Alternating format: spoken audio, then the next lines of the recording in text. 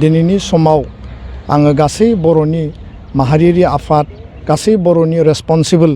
माने आफादफोरखौ आरो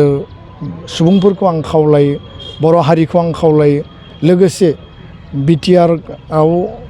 आरो बर' कसारि काउन्सिलाव जायफोर दिनै एमसिएलए एमएलए बिथांमोन दङ जायफोर दिनै हान्जाखौ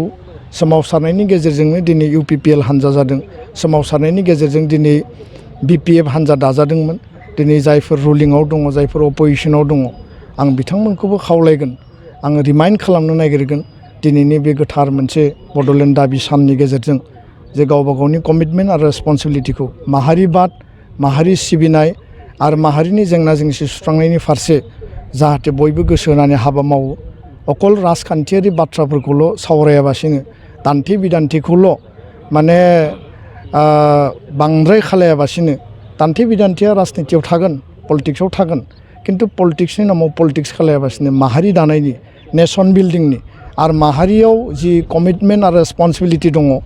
बे रुलिंआवनो था बे अपोजिशनावनो था बिथांमोना मावफुंनांगोन आरो बेयाव जाहाथे जौगानायनि हाबाफारिफ्राबो मोजाङै जायो जौगानायनि नामाव स्ल'गानल' जानानै जाहाथे खामानिफोरा थालाङा आं बेखौनो बर' कसारि काउन्सिलानो जा बिटिआर काउन्सिलानो जा अपोजिशनानो जा रुलिंआनो जा साफ्रोमनिसिमबो आरो मोननैबो बा गासैबो पलिटिकेल पार्टिनिसिम आङो माहारि सिबिनाय माहारिनि जौगानाय माहारिनि कमिटमेन्ट आरो रेसपन्सिबिलिटिखौ जातीयताबादखौ गोसोआव हमथानानै हाबा मावलांबा थारैनो बड'फानि जि सिमां बे सिमाङा दिनै नङा गाबोन मोगथाङाव जाफुंसारगोन आरो दुलाराय बर' फरायसा आफादा बे सिमांखौ मालाबा बावगाराखै जों गोसोआव लानानै हाबा मावलांगासिनो आरो मावलांबाय थागोन गोजोन्थों।